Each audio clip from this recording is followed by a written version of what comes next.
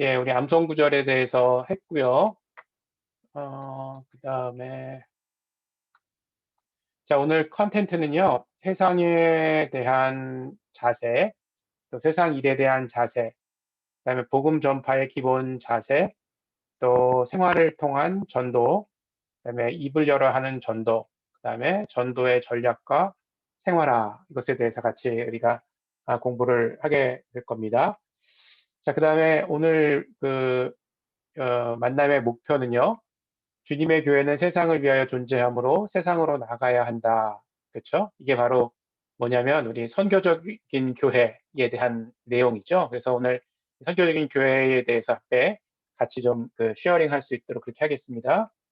두 번째는 제자에게 위임된 궁극적인 사명이 무엇인지, 그리고 그 사명은 예수 그리스도를 증거하는 것이다라는 사실. 예, 그러니까 전도가 결국은 우리의 사명이라는 사실을 우리가 확인하는 그런 시간들 갖게 되겠고요.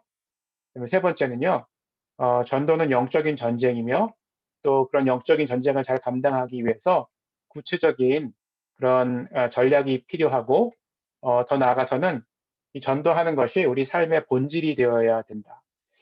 내년도 교회의 표가 그 Back to the Basic인데요.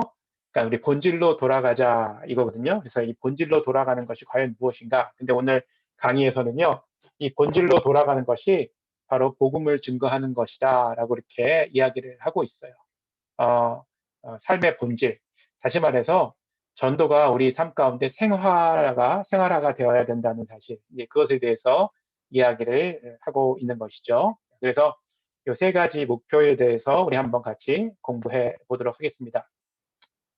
자, 우리 서론을 보게 되면요.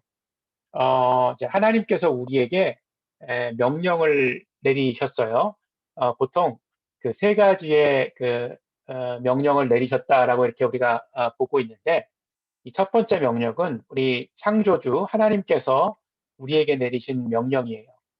창세기 1장 28절에 있는 말씀인데, 누가 한번 좀 찾으셔서 창세기 1장 28절을 좀 읽어주시면 감사하겠습니다. 예, 창세기 1장 28절 누가 좀 읽어주십시오. 예.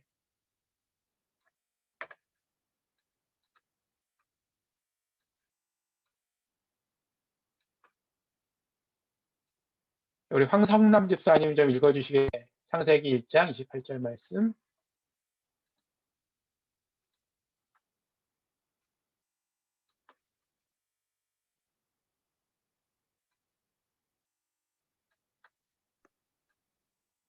네.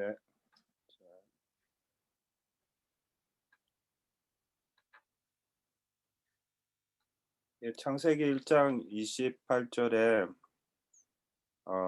하나님이 그들에게 복을 주시며 하나님이 그들에게 이르시되 생육하고 번성하여 땅에 충만하라. 땅을 정복하라.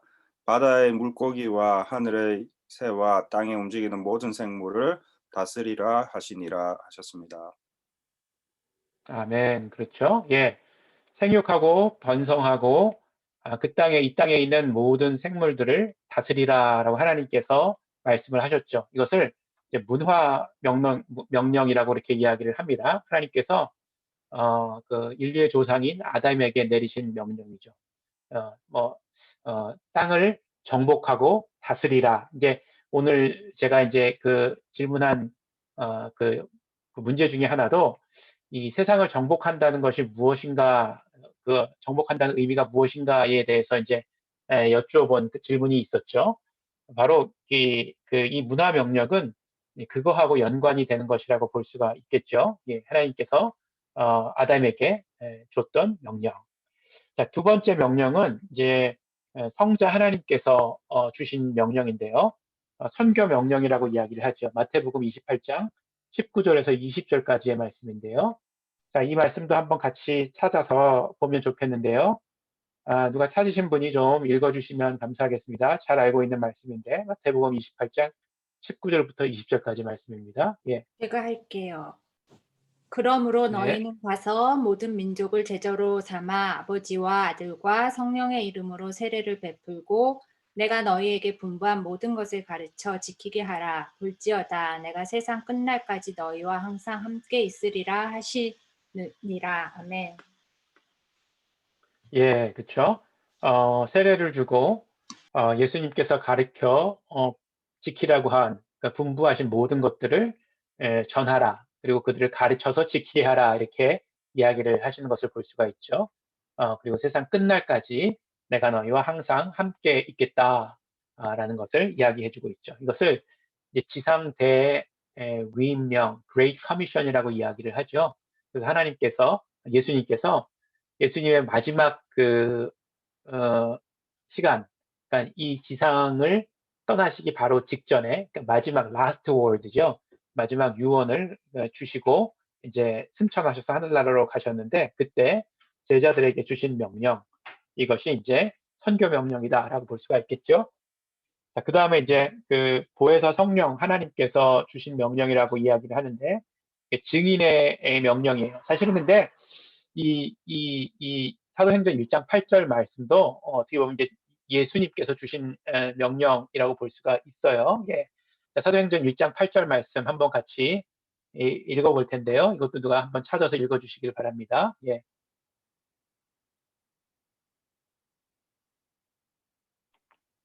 네, 제가 읽겠습니다. 자, 찾으신 분 한번.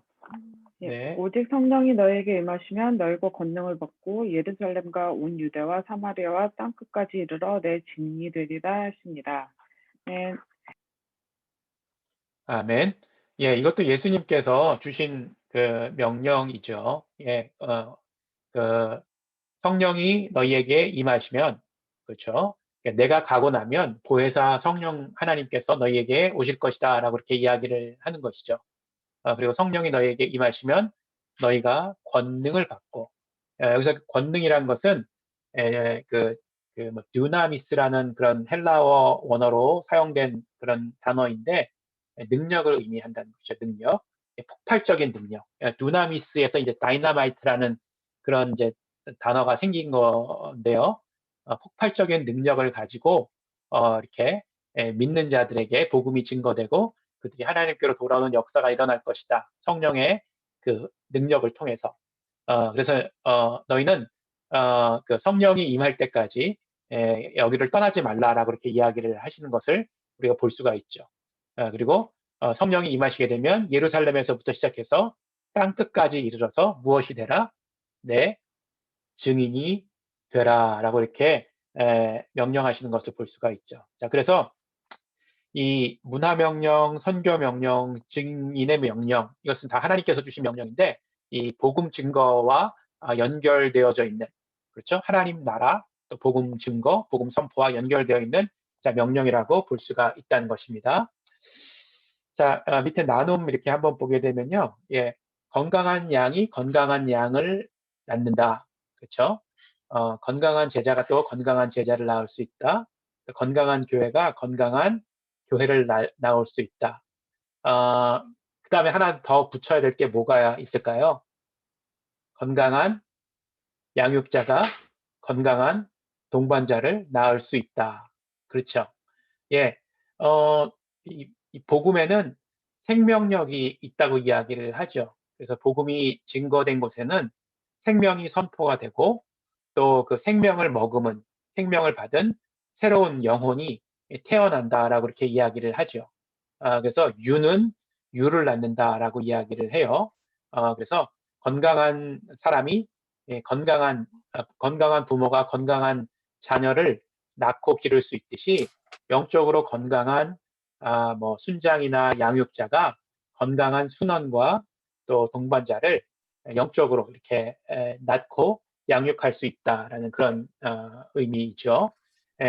사실은 이것이 이제 전도를 통해서 일어나는 것이죠. 그래서 전도는 단순히 그냥 뭐 예수 믿어라 이것을 전하는 것이 아니라 그리스도의 생명을 전하는 것이고 또 그 생명을 통해서 새로운 영혼이 그리스도 안에서 새로운 피조물로 태어날 수 있도록 돕는 것, 이것이 전도다라고 이렇게 볼 수가 있는 것이죠. 예. 자, 그 다음 보도록 하겠습니다. 첫 번째는요, 우리가 첫 번째 생각해 봐야 될 것은요, 그 세상 그리고 세상 일에 대한 자세예요. 이 일대일 양육 교재에는 세상에 대한 자세가 세 가지 것으로 이렇게 나와 있는 것을 볼 수가 있어요. 첫 번째는 대립이에요. 대립하는 자세. 이 극단적인 이원론이라고 이렇게 나와 있는데 무엇일까요? 극단적인 이원론이라는 거. 어떤 의미죠? 예, 대립한다는 것은 누가 좀 설명해 주실 수 있으세요?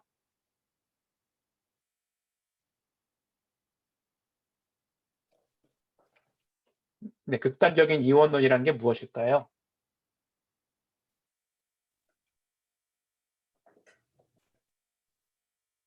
우리 장원범 집사님 무슨 의미일까요? 세상과 대립하고 이 대립하는 것은 극단적인 이원론이다. 이게 무슨 뜻일까요?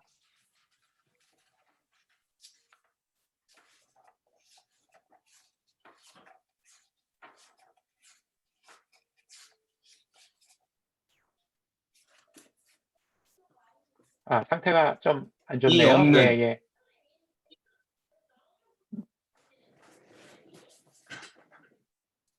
네. 오케이. 예, 나중에 다시 한번 말씀해 주시고요. 혹시 다른 분 한번 또 말씀해 주세요. 이유람 집사님 한번 무슨 의미인지 한번 이야기해 주시겠어요? 예. 제가 이해하기로는 이 세상에 있는 것들은 모두 악한 것이고, 그러니까 그 에덴 동산에서 아담과 하와가 쫓겨날 때 이제 그때부터 이제 하나님과의 분리가 일어났는데, 그래서 그 이후부터 세상에 있는 것들 모두 악한 것이고, 교회 안에 있는 것, 그러니까 이런 우리 그리스도인과 하나님은 선한 것이라고 해서 이렇게 나누는 것이 아닐까요? 그래서 이제 제가 네, 예, 이해하고 예. 있습니다. 네, 맞습니다. 그렇죠. 세상은 악한 것이고, 교회는 거룩한 것이다. 그래서 교회와 세상이 이렇게 섞일 수 없다. 그렇죠. 분리돼서 생각을 하는 거예요. 예, 아주 극단적으로. 뭐 이런 그 극단적인 이원론적인 삶을 살았던 사람들이 어떤 사람들이 있을까요?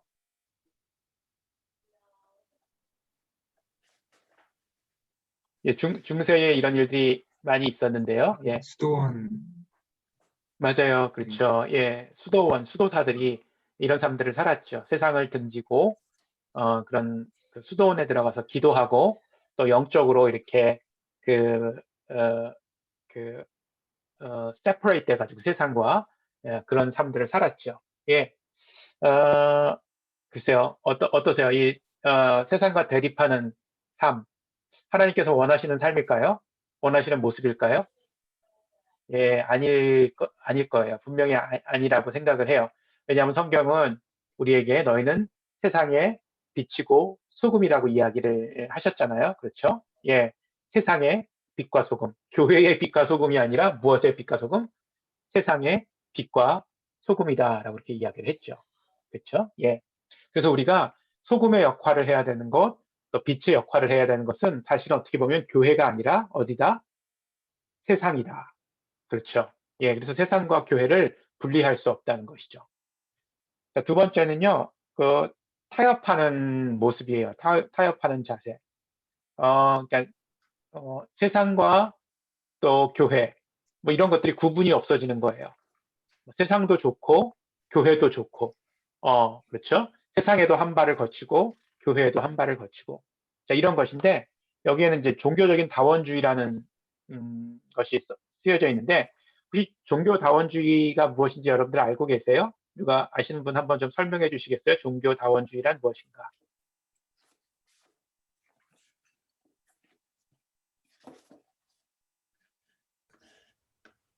구원에는 여러 가지 길이 있다는 거 아닌가요? 그렇죠. 예, 구원에는 여러 가지 길이 있다. 그러니까 세상에 있는 모든 종교들을 통해서 구원에 이를 수 있고 하나님께 갈 수 있다. 이렇게 믿는 것이죠. 그러니까 하나님께서 사랑이 많으신 분이시기 때문에 기독교를 통해서도 하나님께 가서 구원을 받을 수 있는 길을 열어두셨듯이 뭐 불교나 다른 어떤 그 뭐 이슬람교나 이런 것들을 통해서도 그렇죠? 예, 구원을 받을 수가 있고 하나님께 도달할 수 있다. 이제 이렇게 생각을 하는 거예요. 그래서 세상의 모든 종교는 같은 것이다. 하나다. 뭐 이렇게까지 이야기하는 것을 종교 다원주의라고 이렇게 이야기를 하는 것이죠. 예, 그래서 무슨 그 스님이 교회에 와서 뭐 이렇게 뭐 설교라고 해야 되나요? 스님도 설교하나요? 예, 뭐 이렇게 강론을 하시고 또 이렇게 교회 목사가 또 절에 가가지고 이렇게 하나님 말씀을 전하고 막 이런 일들이 일어나죠. 그렇죠? 예, 참 우리가 보기에는 굉장히 좀 이해하기 어려운 그런 현상들이 종교다원주의라는 그런 이제 이름하에 일어나는 것을 볼 수가 있죠. 자, 세 번째는 뭐예요? 이 정복한다는 거예요. 정복. 근데 이제 여기 보면 개혁과 변화라고 이렇게 이야기했는데 이 세상을 정복한다는 것, 아까 우리가 창세기 이 말씀에서도 1장 28절 말씀에서도 이야기를 했는데 세상을 정복하고 다스린다라는 것의 의미가 어떤 의미인지 이제 한번 우리가 살펴봤으면 좋겠는데요. 그게 제가 드렸던 첫 번째 질문이었어요. 우리 잠깐 좀 나눠볼까요? 자, 세상을 정복하고 다스린다라는 의미 어떤 것일까요? 예. 강옥지 집사님이 이렇게 답을 이렇게 잘 정리를 하셨던 것 같은데 한번 좀 나눠주실 수 있으세요? 예. 네, 제가 쓴 답 그냥 읽어드릴게요. 세상을 정복한다는 표현이 내포하는 의미는 우리가 세상 속으로 들어가 세상을 변화시키고 세상 사람들에게 하나님을 섬기고 구원을 받을 기회를 주고 결국에는 그들도 세례를 받아 그리스도인이 되도록 하여 다시 그들이 또 다른 새로운 제자로 부르심을 받게 하여 그들이 다시 세상에 나아가 복음을 전하며 가르치고 제자를 삼도록 하는 것입니다. 여기에 대해서 말씀은 아까 읽었던 마태복음 28장 19절에서 20절 말씀을 인용했습니다. 네, 예, 감사합니다. 예, 아주 잘 설명을 해 주셨습니다. 그렇죠? 예, 세상으로 나아가 그들에게 선한 영향력을 미치고 또 복음을 증거해서 그들이 다시금 생명을 얻을 수 있도록 예수 그리스도의 제자가 될 수 있도록 제자를 낳는 삶, 뭐 이렇게 해서 이제 세상을 변화시켜 나가는 것이다. 그것에 대해서 말씀을 하셨죠. 자, 우리 유정철 집사님도 잘 설명을 해주셨던 것 같은데 우리 유정철 집사님 한번 좀 나눠주시겠어요? 예, 저요? 잠깐만요. 네네. 예, 그 쓰신 거 그냥 읽으셔도 돼요. 예. 네,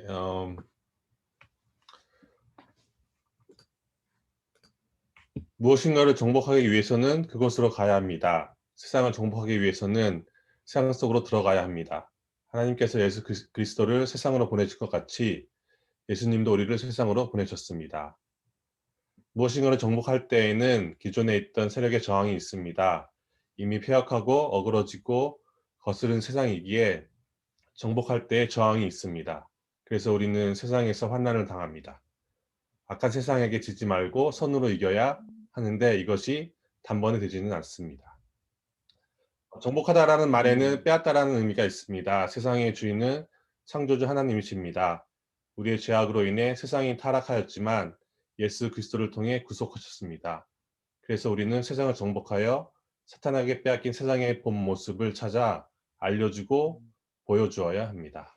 이상입니다. 네, 예, 좋습니다. 그렇죠. 예, 사단에게 빼앗긴 세상, 하나님의 나라를 다시금 되찾아오는 것. 예, 이것이 바로 세상을 정복하는 것이다. 그렇게 이야기를 하고 있죠. 근데 요즘은 어때요? 교회가 세상을 세상에 선한 영향력을 미침으로 세상을 정복해 나가기보다는 오히려 그 반대의 현상들이 일어나고 있는 경우들이 많이 있죠. 안타까운 일이에요. 그래서 교회 안에도 이 세상의 영향력이 들어와. 그걸 뭐라 그러죠? 세속주의라고 얘기를 하죠. 세속주의가 교회 안에 들어와서, 이 교회가, 교회의 어떤 그 기준이라든지 가치 체계라든지, 이런 것들이, 전혀 교회다워지지 않는 거예요. 예, 어떻게 보면 세상보다도 더 못한 그런 이제 곳이 교회가 되었다라고 비판하시는 분들도 있어요. 예, 안타깝죠. 세상의 일보다 더 안타까운 일들이 교회 안에서 일어나는 경우가 너무 많이 있어요. 특별히 목회자들도 그렇죠. 이 여러 가지 실수를 하고 또 세상의 본이 되지 못하고, 이번에 이제 그 코로나 사태를 겪으면서 그런 일들이 굉장히 많이 일어났죠. 그래서 이제 안타깝게도 젊은 세대들이 교회를 굉장히 많이 떠났다고 해요. 잃어버린 거예요. 그, 또 한 가지는요, 우리 자녀들이, 우리 부모님의 모습을 보고서, 우리 부모님이 믿는 하나님 나는 믿고 싶지 않다. 우리 부모님이 나가는 교회 나는 나가고 싶지 않다. 이렇게 생각하는 자녀들이 많이 생겨나고 있대요. 본이 되지 않기 때문에, 덕이 되지 않기 때문에 이런 일들이 일어난다는 것이죠. 참 안타까운 일이에요. 예, 그래서 우리가, 사실은 그래서 우리가 이 선교적인 교회 무브먼트를 하는 이유도 바로 그거예요. 아까 우리 유정철 집사님이 아주 중요한 그 교회의 사명에 대해서 이야기를 했어요. 무엇이었는지 여러분들 캐치하셨어요? 세상을 변화시키기 위해서는 먼저 어디로 가야 된다? 예, 세상으로 가야 된다라고 이야기를 하죠. 그래서 하나님께서 우리를 세상으로 보내셨다라고 이야기를 하죠. 그러니까 교회는 또 성도는 하나님으로부터 보냄을 받은 사람들이라는 것이에요. 자, 이거를 한 단어로 무엇이라고 할까요? 교회에 여러 가지 특성이 있어요. 거룩성, 통일성, 불변성, 그리고 마지막 하나, 이거 굉장히 중요한 건데, 예, 유정철 집사님이 말씀하셨듯이 세상으로 보냄받은 교회, 이것을 무엇이라고 얘기할까요? 사도성 아닌가요? 예, 맞아요. 사도성이에요. 사도성. 그래서 교회의 네 가지 특징을 얘기한다면, 통일성. 세상의 모든 교회는 한 교회다. 하나님의 교회다. 그렇죠. 그다음 거룩성. 하나님의 교회는 거룩하다. 하나님이 거룩하시고 하나님의 말씀이 거룩하시기 때문에 하나님의 교회는 거룩하다. 세상으로부터 구별되는 것이 교회다라는 것이죠. 그렇죠? 불변성, 변하지 않는다는 것이에요. 하나님의 교회는. 그렇죠. 2000년이 지난 지금도 교회는 동일한 믿음과 동일한 그 신앙 아래서 이어지고 있다는 것이죠. 그리고 마지막으로 사도성. 그렇죠. 사실은 이 사도성이라는 것은 사도의 전통에 의해서 교회가 세워졌다라는 것을 의미하기도 하지만 더 중요한 것은 교회는 세상으로 보냄받은 하나님의 기관이다라는 것이에요. 성도 역시 세상으로 보내받은 사람들이라는 사실. 이것을 잊어서는 안 된다는 것이죠. 그렇죠? 특별히 선교적인 교회에서 강조하는 것은 사도성을 강조하는 거예요. 여러분들 너무 교회 안에서 나 잘하고 있다. 우리 교회 잘 모이고 있다. 우리 교회 모여서 너무 은혜스럽게 잘 신앙의 삶들을 신앙의 여정들을 살고 있다. 사실은 이거 자랑할 게 아니에요. 그렇죠? 우리 교회는 어떻게 이 세상에 선한 영향력을 미치고 있다. 세상의 복음을 알지 못하는 사람들에게, 그리스도의 사랑을 알지 못하는 사람들에게 어떻게 그리스도의 사랑을 전하고 있다. 이게 중요한 거예요. 하나님께서도 분명히 우리가 주님 앞에 갔었을 때 그것에 대해서 이제 물어보실 거라고 저는 생각을 해요. 교회에서 얼마나 열심히 모였냐? 너희 교회에 몇 명 모였냐? 그리고 제자반 일대 양육 얼마나 열심히 하다 왔냐? 저 이거 물어볼 것 같지가 않아요. 하나님께서는요, 어떻게 세상에 믿지 않는 사람들에게 그리스도의 사랑과 복음을 열심히 증거하고 그들을 잘 섬기다 왔느냐? 이거를 묻지 않을까 저는 이렇게 생각을 합니다. 굉장히 중요한 겁니다. 잊어서는 안 되십니다. 자, 그 다음에 뭐냐면요. 세상 일에 대한 자세예요. 일. 그렇죠? 예. 자, 제가 한 가지 질문을 드릴게요. 일이요, 거룩한 것일까요? 아니면 거룩하지 않은 것일까요? 많은 사람들이요, 일이라는 게 아담과 이브가 범죄함으로 말미암아 하나님께서 인간에게 주어진 penalty of sin이라고 생각을 하는 경우가 있어요. 여러분들 어떻게 생각하십니까? 그래서 일을 거룩하지 않은 것이라고 생각을 해요. 그래서 어떤 사람들은 일하지 않으려고 그래요. 기도만 하겠다고 얘기하는 사람들도 있어요. 성경만 읽겠다고 하는 사람들도 있어요. 일하지 않고. 자, 여러분들 어떻게 생각하십니까? 일이 거룩한 것이다? 아니다?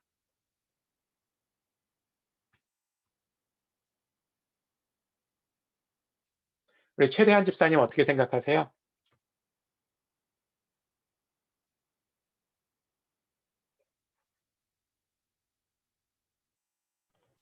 언뮤트 하시고요. 예. 오케이.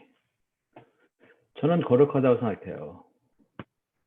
예, 왜 거룩하다고 생각하시죠? 예. 그게 because God uses what we do to also provide for others, and we also do what we do to glorify God. 그렇죠. 예, 좋습니다. 하나님께 영광을 돌려드리기 위해서 예, 우리 열심히 일해야 된다는 그런 의미인 것 같아요. 예. 또 다른 분은 왜 일이 거룩한 것이라고 생각을 하십니까? 예. 그 거룩함의 정의가 하나님을 닮은 것이라고 생각을 한다면 하나님께서 처음에 이제 세상을 만드셨잖아요. 네, 그런 만드신 과정을 그렇죠. 일이라고 생각할 수도 있지 않을까 생각이 들고요. 그 다음에 아까 생육하고 번성하라고 했는데 번성하다는 거를 세상에서의 이런 예를 들어서 점점 이게 예를 들어서 문명이 발전하고 이런 것도 번성하는 거잖아요. 근데 이런 문명이 발전하고 이런 그렇죠. 예. 것들을 일을 통해서 이루어지니까 그 하나님 명령을 따르는 걸 거룩하다고 생각한다면 그것도 맞지 않을까 해서 그런 생각이 들었어요. 그렇죠. 예, 맞습니다. 하나님께서는 일하시는 하나님이시죠. 세상을 창조하신 것들. 그리고 지금도 일하고 계세요. 하나님 지금은 어떤 일 하고 계시나요? 창조하시는 일도 하셨고 지금은 어떤 일 하고 계세요? 전양호 집사님, 하나님 지금은 어떤 일 하고 계십니까? 뭐 안 하시는 게 있나요? 다 하시고 계시죠. 뭔가 특정한 걸 원하시는 건지 모르겠네요. 아니 지금 예, 하나님께서 하시는 특별한 일이 있으시잖아요. 예.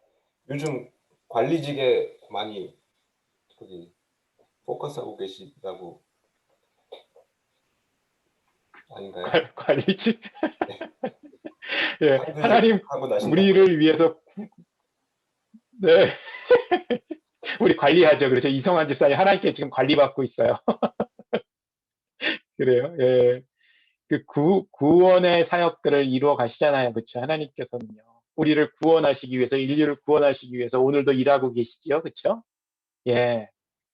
하나님께서 베푸시는 그 구원의 역사를 통해서 우리가 예수님을 알게 되고 또 하나님을 만나게 되고 새 생명을 얻게 되고 이렇게 되지 않았습니까? 그렇죠? 예.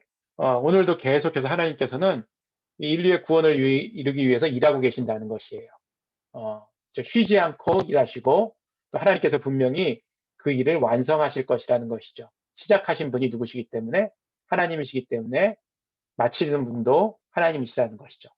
자, 일이란 것은요, 참이고 또 신성한 것이고 또 안타깝게도 그 인간이 죄를 범으로 말미암아 고통과 수고가 따르게 되었어요. 그렇죠? 그렇지만 일은 하나님께서 우리에게 허락하신 것이다라는 사실을 잊어서는 안 됩니다. 그래서 이 올바른 이 일에 대한 올바른 이해와 적극적인 자세가 필요해요. 그리고 이 세상 일과 교회의 일을 구분하는 것은 옳지 않은 그런 모습이에요. 그렇죠? 이것은 세상 일이고 이것은 교회 일이다. 세상 일은 거룩하지 않고 교회 일만 거룩하다. 이렇게 생각한다면 바로 이 이원론적인 생각을 하는 것이라고 볼 수가 있어요. 하나님께서는 세상의 일을 통해서 그렇죠? 하나님의 일들을 행하시고 구원의 역사를 이루어 나가신다는 사실을 우리가 기억하고 있어야 됩니다.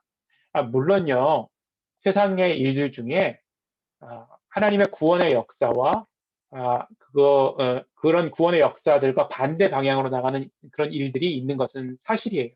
그렇죠? 인간이 타락함으로 말미암아 죄를 짐으로 말미암아 만들어낸 그런 사악한 일들이 사실 있어요. 그렇죠? 예, 그런 일들은 우리가 구별이 되죠, 분명히. 근데 이제 그런 일들을 우리가 해서는 안 되겠죠. 그렇지만 하나님께서 일반적으로 세상에서 우리가 하는 일들 가운데 하나님께서 우리에게 그 일을 허락하셨고 그 일을 통해서 영광 받기를 원하신다는 사실, 이것을 잊어서는 안 된다는 것이죠. 그래서 성경은 모든 일을 할 때에 있어서 죽게 하듯이 하라 이렇게 이야기를 하고 있어요. 모든 일을 함에 있어서 죽게 하듯이 하라. 자, 이거 보세요. 세상은 일터이며 그렇죠. 선교 대상이라는 것이에요. 또 일은 선교 곧 내 임무이다라고 이야기를 하는 것이죠. 그래서 나는 평신도가 목사처럼 나의 목수일을 통해서 목사로 일한다.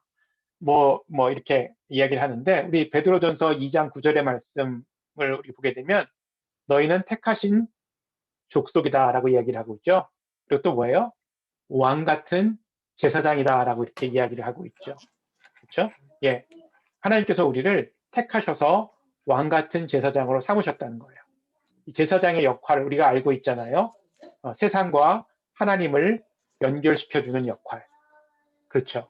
그것을 우리에게 맡기셨다는 거예요. 그러니까 우리가 세상에서 하는 일들을 통해서 세상의 사람들이 하나님을 알 수 있도록 하나님과 연결될 수 있도록 하는 것이 바로 왕 같은 제사장의 역할이라는 것이죠. 즉 우리의 역할이 바로 그것이다라는 것이죠. 내 다른 조금은 그렇죠? 있지만 예. 내 명령들을 내 마음에 소중히 간직하라. 우리 필리핀 딴짓해요?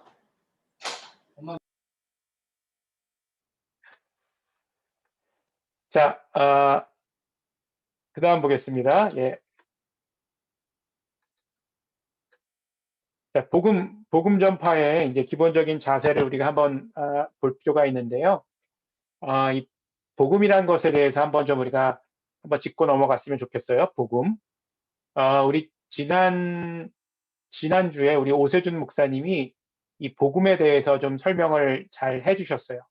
이 복음이란 무엇이다 라고 설명을 했는데 혹시 그 기억하시는 분 있으세요? 복음에 대해서 설명한 것에 대해서. 누가 이제 복음이 무엇인가에 대해서 한번 좀 설명을 해 주십시오. 복음이란 무엇이다. 우리 최인범 집사님 한번 이 복음이 무엇인지에 대해서 한번 좀 말씀해 주시겠어요? 예. 네, 복음은 모든 인간이 죄를 지어서 하나님과 단절된 상태였는데 예수님이 십자가에 못 박혀 돌아가셔서 대속하심으로 하나님과 다시 화목하게 된 그런 것이 복음이죠. 네, 복음. 복음, 그렇죠. 그게 이제 구원을 주시는 복된 소식이다 해가지고 gospel, good news라고 이야기를 하죠. 이 복음이란 것은요, 그 유한겔리온이라고 이렇게 언어적으로 이야기를 하는데요. 유한겔리온. 예, 이것은 그 고대에 그 두 가지 그 사건이 있었을 때 사용되었던 단어라고 해요. 첫 번째는 황제가 태어났을 때, 그렇죠? 복된 소식이다. 예, 황제의 소식을 널리 알리는 것. 예, 이것을 이제 복음이라고 생각을 했죠. 두 번째는 전쟁에 나간 자신의 나라의 군대가 승리하는 소식. 왜냐하면 당시에는 이 전쟁에 진 나라는 모든 사람들이 남자들은 죽임을 당하고 여자와 아이들은 포로로 끌려가는 그런 일들이 있었거든요. 그러니까 이제 전쟁에 나간 그런 자신들의 남편과 남자들, 자신들의 나라의 남자들을 이 전쟁에 내보내고 나서 전쟁의 소식을 기다렸어요. 그 지역에 남아있는 그 노약자들이나 여인들은. 왜냐하면 전쟁에 이기고 짐에 따라 자신들의 운명이 바뀌게 됐기 때문에 그랬었죠. 그래서 전쟁에 이긴 나라는 항상 자신들의 나라에 메신저를 보냈죠. 그래서 그 사람들이 이제 그 기쁜 소식을 자신들의 나라에 남아있는 사람들에게 전했죠. 유한겔리온 이렇게 전한 거예요. 더 이상 우리가 전쟁에 이겼으니까 너희는 더 이상 걱정할 필요가 없다. 죽음에 대한 공포, 또 노예로 잡혀가는 것에 대한 공포, 또 그것에 대해서 두려워할 필요 없다. 너희들은 이미 그것으로부터 해방되었다. 라는 기쁜 소식을 전하였죠. 그래서 그것이 유한겔리온 복음이 된 거예요. 예수님께서 우리에게 오셔서 하신 일이 무엇이냐면 죽음의 권세로부터 우리를 해방시켜 주셨죠. 죄의 노예로부터 또 사망으로 죽어가는 우리들에게 너희는 더 이상 죄의 자녀가 아니고 그렇죠. 하나님의 자녀이다. 그렇죠. 새 생명을 얻은 새로운 피조물들이다라는 소식을 전해 준 것이죠. 그러니까 그것이 바로 기쁜 소식이 된 거예요. 더 이상 두려워할 필요 없다. 죄로부터 해방되었다. 자, 이것이 복음이라는 것이죠. 그렇죠? 자, 그 복음 전파에 있어서의 기본 자세. 첫 번째 안드레는요. 요한복음 1장 40절에서 42절 말씀인데요. 이거 한번 좀 찾아서 읽어주시면 좋을 것 같아요. 예, 요한복음 1장 40절에서 42절 말씀 한번 찾아볼까요? 예.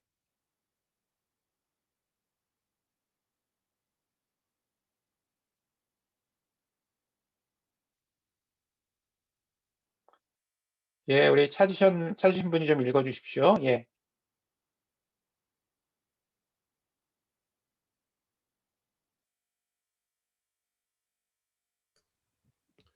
요한의 말을 듣고 예수를 따르는 두 사람 중에 하나는 시몬 베드로의 형제 안드레라. 그가 먼저 자기의 형제 시몬을 찾아 말하되 우리가 메시아를 만났다 하고, 메시아는 번역하면 그리스도라. 데리고 예수께로 오니 예수께서 보시고 이르시되 내가 요한의 아들 시몬이니 장차 게바라 하리라 하시니, 게바는 번역하면 베드로라.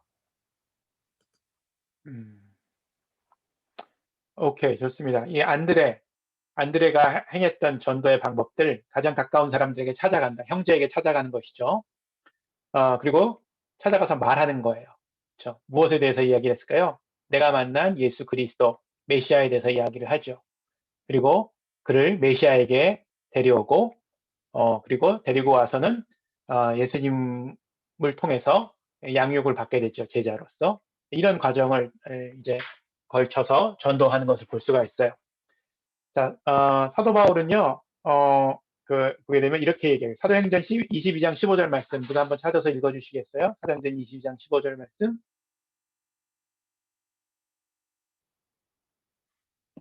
예, 제가 하겠습니다. 사도행전 22장 15절 말씀. 내가 그를 위하여 모든 사람 앞에서 내가 보고 들은 것에 증인이 되리라. 아멘. 그렇죠. 아멘. 사도 바울은 자신이 보고 들은 것에 대해서 증인이 되었다고 이야기를 해요. 그걸 증거했다고 이야기를 하죠. 그렇죠? 이것이 바로 증인의 사명이죠. 자, 여러분들은요, 어떤 것들을 지금까지 인생에서 살아오시면서 어떤 것들을 보고 들으셨나요? 예수님으로부터, 또 교회의 어떤 그 삶을 통해서. 백지혜 집사님은 지금까지 어떤 것들을 보고 들으셨어요? 예. 예수님에 대해서요? 그렇죠. 예수님에 대해서, 교회에 대해서, 복음에 대해서 어떤 것들을 보고 들으셨어요? 예. 예수님이 하나님의 아들이시고, 오케이, 좋습니다. 예. 또 뭐 있을까요? 하나님의 아들이시고. 구원자 되심. 구원자 되신. 그렇죠. 예수 믿으면 구원받는다. 네. 그렇죠. 예. 그런 것들을 들으셨고, 또 보았고, 경험하셨죠. 그렇죠? 예. 그러면 사도 바울이 얘기했듯이 나는 보고 들은 것을 증거한다라고 이야기하니까, 예, 우리가 보고 들은 것을, 그렇죠? 예수님이 구원자 되시고 하나님의 아들이라는 사실을 증거하는 것이죠. 그렇죠? 예, 그게 바로 증인의 삶이라는 것이에요. 여러분들이 보고 듣고 경험한 것들 증거하면서 하루하루를 살아가고 계시나요? 그렇죠?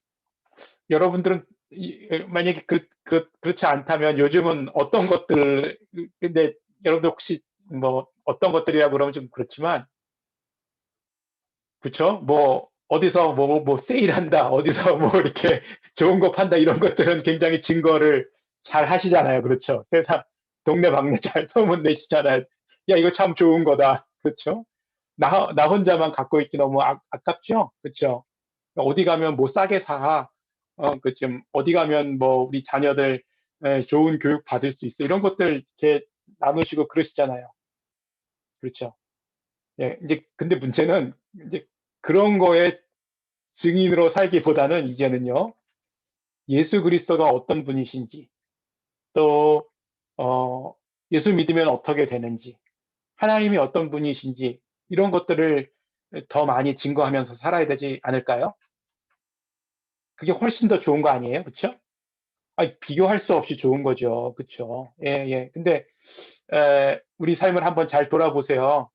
우리 어떤 것들을 증거하고 살아가는가? 예, 이거 심각한 문제입니다. 예, 잘 생각하셔야 돼요. 예, 예. 오케이. 자, 그 다음에요. 이제 두 번째 복음 전파는 생활을 통한 전파예요. 그렇죠? 예.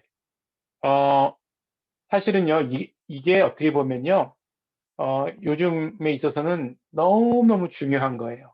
너무너무 중요한 거. 요즘은 이렇게, 입으로 복음을 이렇게 물론 전해야 되지만 예수 믿으라는 그런 이제 말을 통해서 사람들이 예수 믿기가 너무너무 어려운 시간이 돼버렸어요. 예. 그리고 아무리 그 입으로 좋은 얘기를 해도 우리의 삶이 받쳐주지 않으면 우리가 전하는 말이 아무런 힘이 없어요. 능력이 없다는 것이죠. 자, 그래서 그 빌립보서 2장 15절에는 그렇죠. 흠이 없는 삶, 순전한 삶, 이 빛된 삶을 살아가야지만 하나님께도 영광이 되고 사람들에게도 복음을 증거할 수 있다고 이야기를 하고 있죠. 흠이 없이 그런 순전한 삶. 그렇죠. 또 에베소서 5장 9절에 보면 빛의 열매에 대해서 얘기했는데 이 빛의 열매는 착함, 의로움, 진실함. 예. 여러분들 요즘 한국의 그 정치인들을 한번 보세요. 정치인들 신뢰가 되십니까? 예. 저는 어느 누구도 이 정치인들 중에 진실하게 이야기하는 사람을 못 본 것 같아요. 참 안타까운 일 아니에요? 네. 그 사람들 보고서 어떻게 우리가 신뢰를 할 수가 있겠어요? 죄송한데, 여러분들, 어때요? 교회에 계신 분들은 교회에서 사역을 하거나, 교회의 어떤 그 중요한 일들을 하시는 분들 중에, 그렇죠? 착함, 의로움, 진실함 있는 것을 여러분들 잘 발견을 하실 수 있으세요? 요즘? 그리고 또 한 가지, 여러분들도 교회에 속해져 있는 분들이니까 여러분들의 삶의 모습을 보면서 여러분들은 어떻게 생각하세요? 착함과 의로움과 진실함이 나타나고 있는 것 같으세요? 그리고 흠이 없는 삶, 또 순전한 삶을 살고 있는 것 같으세요? 그렇죠. 복음의 능력이 나타나지 않는 이유가 있다면, 그렇죠? 복음이 변해서가 아니라 누가 변했기 때문에, 내가 변했기 때문에, 복음이 문제가 있어서가 아니라 나의 삶에 문제가 있기 때문에 복음의 능력이 잃어간다고 생각해 보신 적 없으세요? 그렇죠? 예. 한번 우리가 전도가 이루어지지 않는 이유에 대해서 한번 곰곰이 또 심각하게 생각해 볼 필요가 있다고 생각을 합니다. 이 생활을 통한 전도. 여러분들 꼭 기억해 주시기 바랍니다. 예. 자, 조금만 더 할게요. 자, 그 다음에 이제 좀 더 구체적으로 가서 입을 열어서 하는 전도가 있는데, 베드로전서 3장 15절 말씀에 있는 이제 우리가 얘기를 했는데, 이제 그 소경은 삶 속에서 경험한 것들을 이야기했다라고 이야기를 했어요. 이 요한복음 9장 25절에도 그 소경도 역시 내가 보고 경험한 것에 대해서 이야기했다라고 이렇게 이야기를 하는 것을 볼 수가 있어요. 자, 그 다음에 이제 이 베드로전서 3장 15절의 말씀을 보게 되면 몇 가지의 이제 복음을 전하기 위한 단계들이 있어요. 첫 번째는 우리가 이제 준비가 되어져야 되는 것이죠. 그 예수 그리스도를 주로 삼아야 되고요. 또 우리가 거룩한 삶을 살아야 된다는 것이에요. 예. 결국은 전도는 어떤 사람들이 하는 거예요? 예수 그리스도를 주로 삼은 사람들이 하는 것이죠. 그리스도인들이 전도할 수 있다는 것이죠. 또 한 가지는 우리 안에 소망이 있어야 돼요. 어떤 소망이 있어야 되냐? 바로 예수 그리스도에 대한 소망인데요. 예수님께서 다시 오시고, 그렇죠? 다시 오실 때에 이 세상이 완전하게 회복될 수 있다는 그런 소망, 그렇죠? 예, 예수 그리스도에 대한 소망이 있어야 되겠죠. 또 한 가지는요, 관심이 있어야 되는데 이건 뭐냐면요, 그렇죠? 우리가 어떻게 하면 이 영향력이 있는 삶을 살아갈 수 있을까? 선한 삶을 살아갈 수 있을까? 이것에 대한 관심이 있어야 돼요. 여러분들의 인생을 살아가시면서 어떤 일에 관심들이 많이 있으세요? 정말, 그렇죠? 예, 어떻게 하면 내가 이 그리스도의 그 제자로서 복음을 증거하고 선한 영향력을 미치는 삶을 살아갈 수 있을까? 이것에 대해서 관심이 있기보다는 좀 내가 더 편하고 안락하고 또 이렇게 남들이 부러워하는 삶을 살아가는 것, 혹시 이것에 대해서 관심이 더 많지는 않으신가? 한번 좀 생각해 볼 필요가 있을 것 같아요. 나의 삶에, 내 인생의 진정한 관심은 어디에 있는가? 그렇죠? 소망에 대한 것도 마찬가지예요. 나의 인생의 소망은 어디에 있는가? 예. 자, 그 다음에는요, 대답할 것을 준비해야 돼요. 온유한 마음으로, 사람에 대해서는 온유한 마음으로 준비해야 되고요. 하나님에 대해서는 두려워하는 마음, 이거는 다른 말로는 경외하는 마음이에요. 경외하는 마음으로 준비를 해야 된다는 것이죠. 자, 이런 삶의 모습을 우리가 가지고 있어야 입을 열어서 전도할 수 있다는 거예요. 그렇죠? 예수 그리스도를 나의 주로 삼고 거룩한 삶을 살고 예수 그리스도에 대해서 또 그분의 다시 오심에 대해서 그분의 통치에 대해서 소망을 가지고 또 내가 정말 성도로서 거룩한 삶의 모습을 통해서 저 빛된 자녀로서 착하고 의롭고 그렇죠? 예, 착하고 의롭고 또 하나 뭐였었죠? 착하고 의롭고 기억 안 나세요? 다시 볼까요? 진실하고 그렇죠. 예, 착하고 의롭고 그 다음에 흠이 없는 온전한 삶에 내가 관심을 가지고 왜냐하면 본을 보여야 되니까 그리고 항상 온유와 두려워한 마음으로 대답할 것을 준비하는 삶을 살아갈 때 우리는 입을 열어서 예수 그리스도의 복음을 증거할 수 있게 된다는 것이죠. 예. 여기 보게 되면 뭐 이렇게 주의 피값과 나의 피값 때를 얻든지 못 얻든지 뭐 전파해야 된다. 사단의 전략은 입을 열지 못하게 하고 담대하게 전하는 것을 방해한다. 그리고 전대는 논쟁이 아니라 진리를 선포하는 것이다. 뭐 이렇게 이야기를 하고 있죠. 예.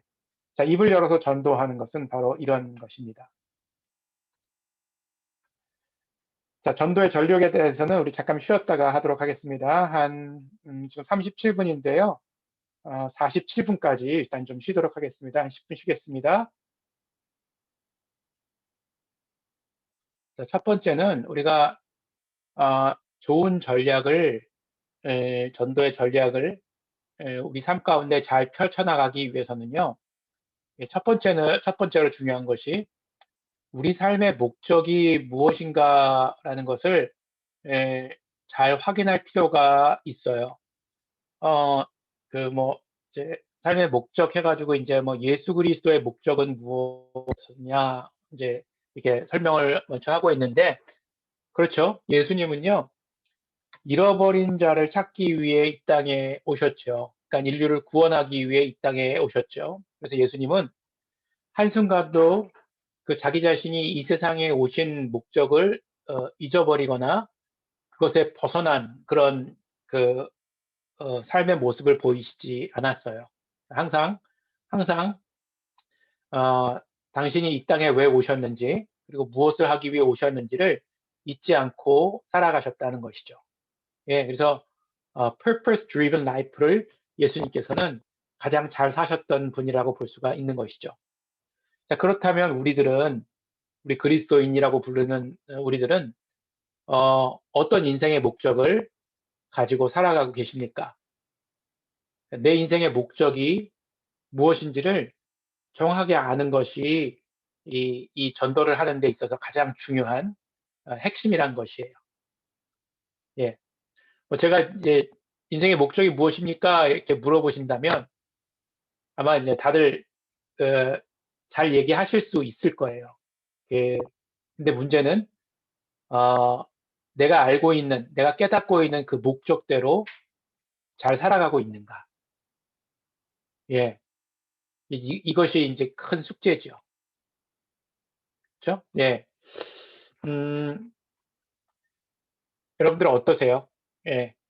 내 인생의 목적이 무엇이다. 그리고 나는 나에게 주어진 인생의 목적을 잘 성취하면서 살아가고 있다. 아마 이렇게 자신 있게 대답할 수 있는 분은 많지 않을 것 같아요. 그렇죠? 예. 동의하시나요? 예. 예. 이런 인생의 삶의 목적을 우리가 아주 클리어하게 또 분명하게 깨닫고 있지 못하기 때문에 어쩌면 전도를 제대로 하지 못하는 것일 수도 있다는 것이에요. 예. 예, 뭐 세상 사람들의 목적은 모르겠어요. 뭐 인도받기 위한 목적이라고 그러는데 예. 뭐 세상 사람들 나름대로의 목적이 분명히 있을 것이라고 생각이 됩니다. 전도 방법에는요 여러 가지가 있는데 뭐 전도지 전달도 하고 사형리, 다리예와 1:1 성경 공부, 또 자기 간증 이런 것들을 통해서 뭐 전도할 수가 있겠죠. 자, 그런데 한 가지 제가 중요한 도전을 하고 싶은데 지난 금토일 3일간 이제 저희가 선교적 교회 컨퍼런스를 하면서 강사였던 송민호 목사님이 이 가장 중요한 요즘에 있어서 근래에 있어서 가장 중요한 전도 방법에 대해서 우리에게 소개를 시켜주셨어요.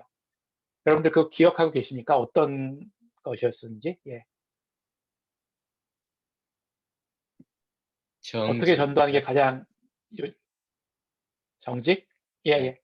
인티그레이션. 정직은 그냥 우리 삶의 모습이고, 예. 그러니까 우리가 어떤 이거 액션이에요. 액션을 취해야 되는데, 물론 입을 열어서 전도하고 찾아가서 전도하는 것도 필요하지만, 하나님께서는 그 사람들을 우리에게 보내주신다고 이야기를 했잖아요. 보내주신 사람들, 특별히 우리 이 뉴욕과 뉴저지에 사는 사람들은 정말 많은 사람들을 만나게 되고, 어떤 경우에는 세계 각처에 있는 사람들이 우리에게 먼저 찾아오죠.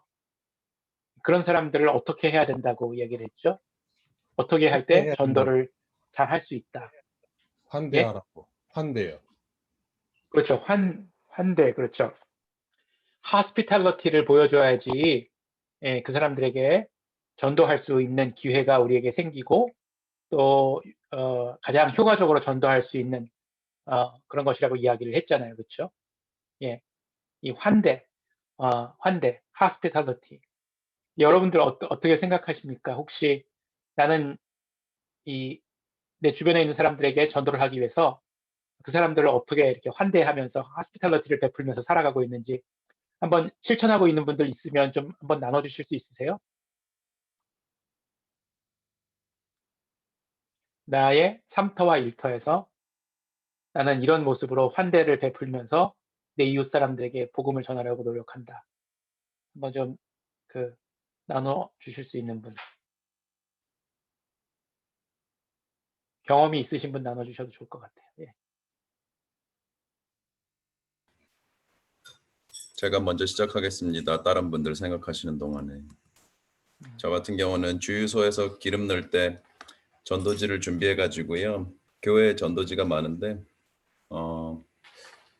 전도지를 항상 차에다 한 20-30개 들고 다니고 있는데 한 팁을 한 2불 정도 주면서 그 전도지를 전달하고 있습니다. 그래서 기름 넣을 때마다 전도지 전달을 하고 있고 몇 년 동안 한 것 같아요, 지금.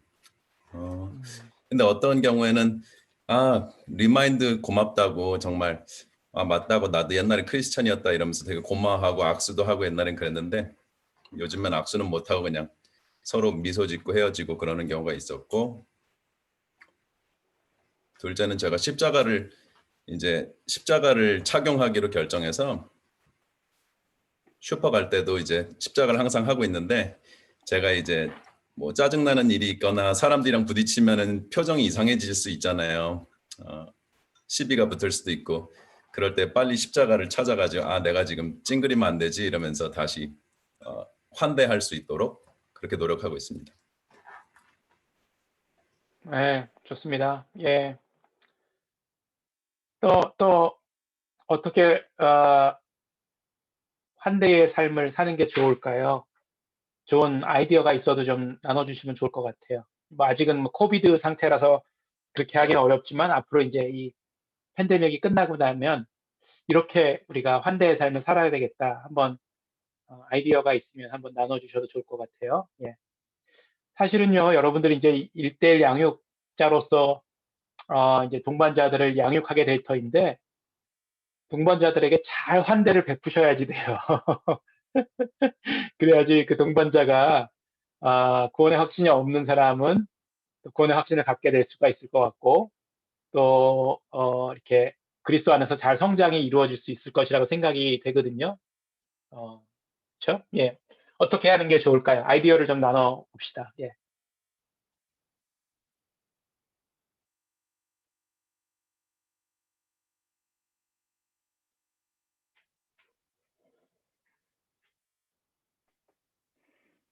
저 같은 경우에는 그 요즘 이제 코비드 때문에 만나지도 못하니까 안부를 자주 물어주는 것도 중요한 것 같아요. 그래서 잘 지내고 있는지, 가족들은 모두 건강한지, 그리고 이러한 일들에 대해서 우리 교회 다니는 사람들도 함께 기도하고 있다. 그리고 어려운 것이 있는지도 물어보고, 예, 그러고 있습니다. 네, 좋습니다. 예. 또 다른 분들 뭐 지금에서도 환대할 수 있을 것 같아요, 진짜로요. 강욱 집사님 말씀 들어보면 예. 또 다른 분들 어떻게 하는 게 좋을까요? 제가 그 동반자 가정을 받을 때요. 받고 나서 저 양육자가 어느 날 전화를 하셨더라고요.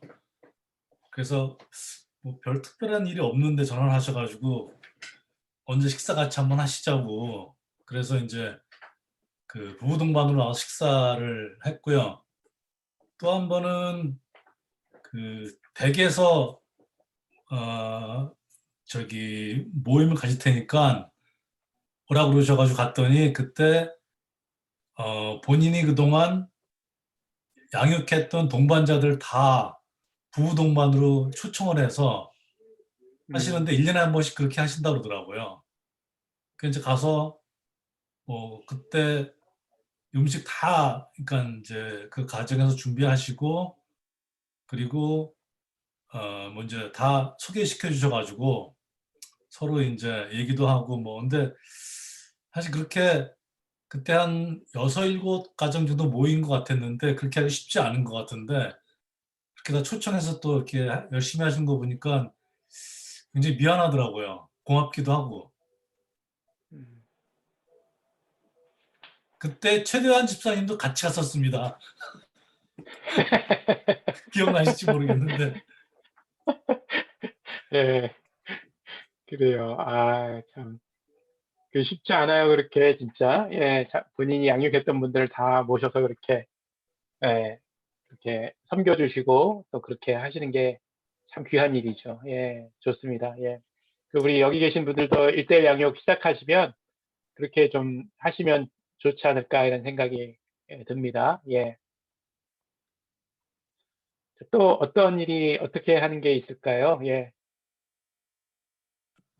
저희는 작게는 그냥 음식 같은 거 만들면 순원들한테 나눠주고 그리고 네, 집에 초대하고 그런 게 가장 같이 음식 먹고 코비드 전에는 네, 근데 그런 걸로도 환대로도 되지 않을 때가 있다는 거죠.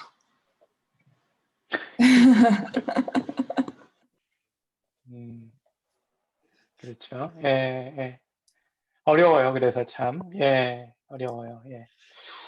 자, 이제 그렇지만 참 어려운 일이지만 우리가 예수님께서 베풀어 주신 사랑을 받은 것을 기억하고 또 그 받은 사랑을 나의 이웃들에게 또 소중한 사람들에게 그 나눠주는 그런 삶을 계속해서 살아간다면 아마 그 그리스도의 사랑이 우리를 통해서 그리스도의 축복이 우리를 통해서 그분들에게 흘러갈 것이고 또 그분들이 분명히 그것을 느끼고 또 도전을 받고 격려를 받아서 아마 변화되는 삶을 살아갈 수 있을 것이라고 저는 생각을 합니다.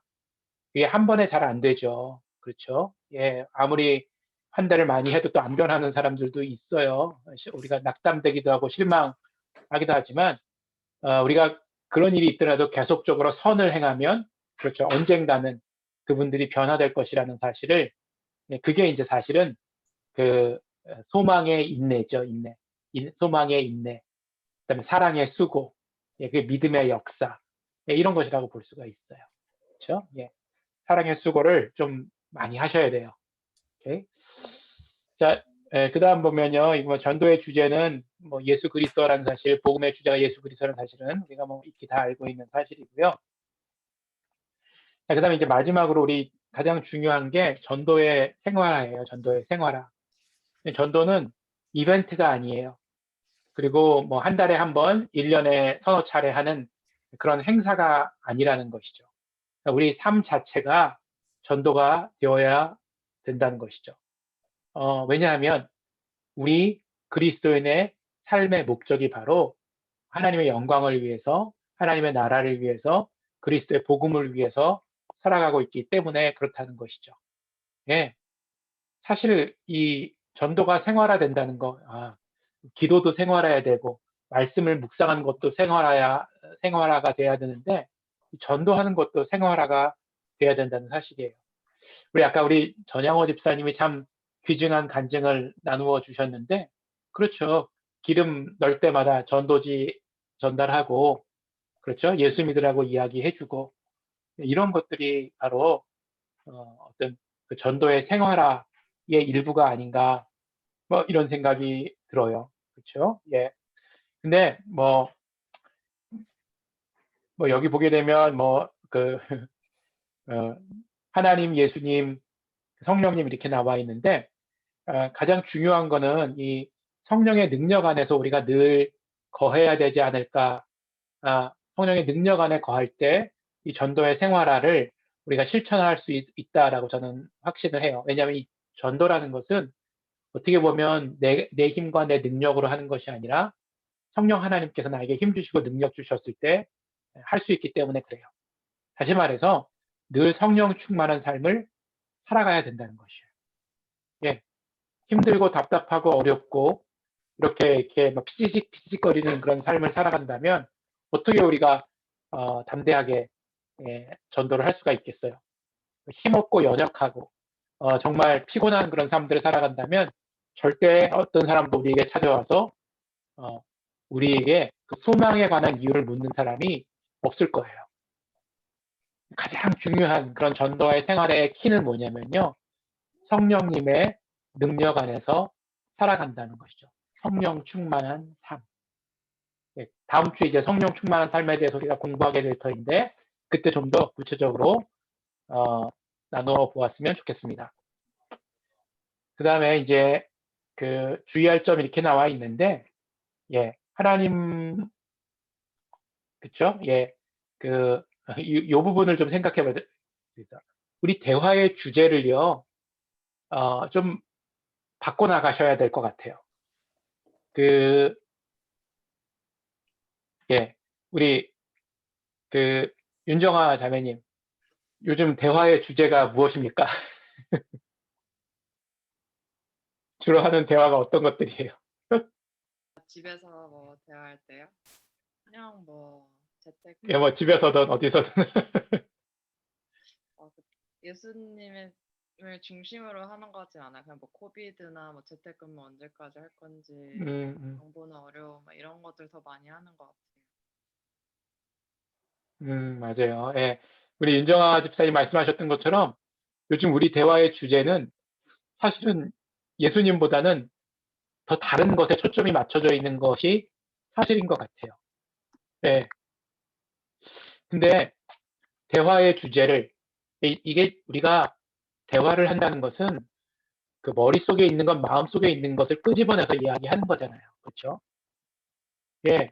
근데 우리 머리와 또 생각과 마음속에 예수 그리스도가 항상 자리 잡고 있다면 우리의 대화의 주제도 예수 그리스도로 저는 이런 생각을 해봅니다.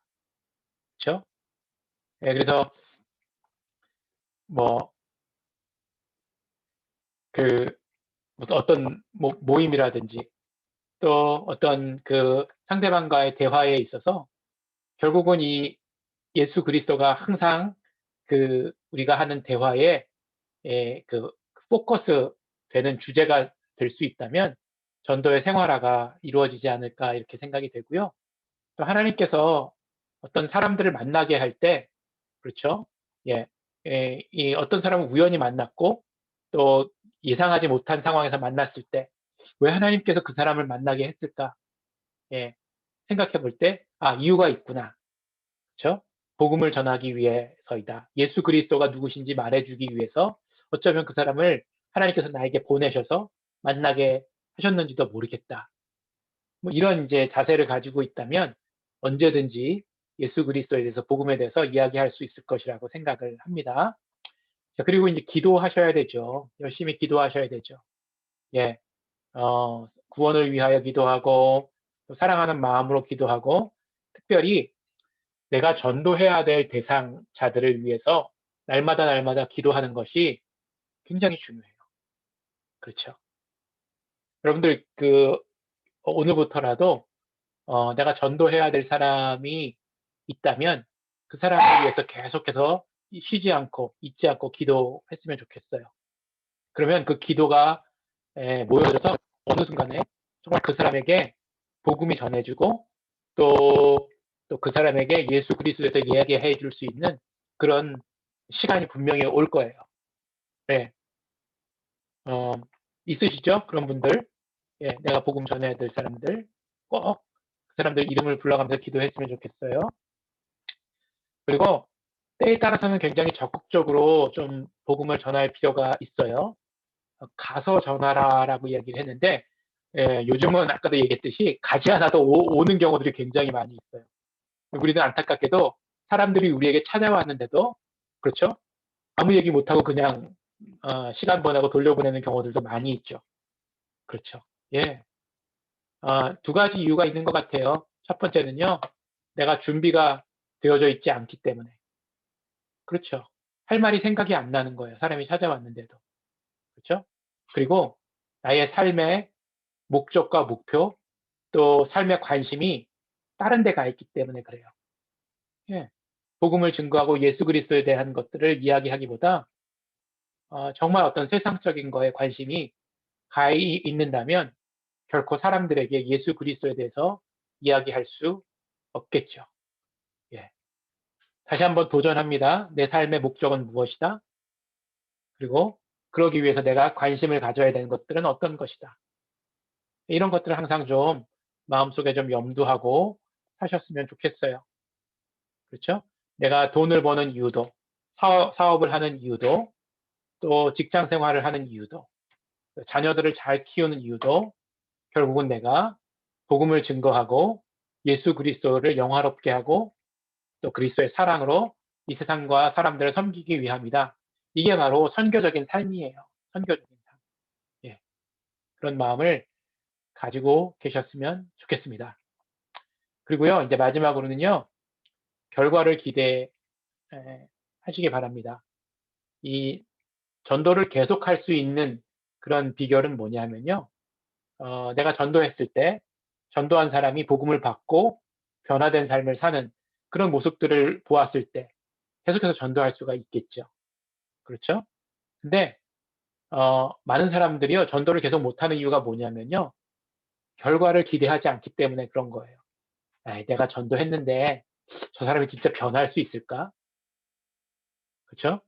저 사람이 정말 새 사람이 될 수 있을까? 이런 의심을 가지고 전도한다면 좋은 결과가 나오지 않을 거예요. 분명히. 예, 그렇지만 내가 분명히 믿음으로 전도했을 때 저 사람이 예수님을 믿고 변화될 것이다 라는 그런 기대를 가지고 있다면 믿음으로 그 결과를 기대한다면 분명히 그 믿음을 통해서 그런 일들이 일어날 거예요. 그렇죠? 예. 우리 아까 그 강옥지 집사님 말씀하셨던 거 그렇죠? 예, 진짜 찾아와서 물어보고 지금 교회 나오신다고 그러시잖아요. 그런 일들이 일어난다고요. 예, 일어나요.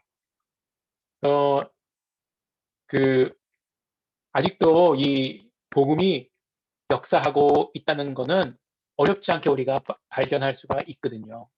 예, 왜냐하면 복음의 능력이 아직도 살아서 역사하기 때문에 그런 것이죠. 예. 자, 기대하시기 바랍니다. 분명히, 그 역사가 일어난다는 사실, 기대하는 만큼 아마 여러분들이 경험할 수 있을 거예요. 이건 확실해요. 예. 자, 그 다음 이제 우리 Q&A 보도록 하겠습니다.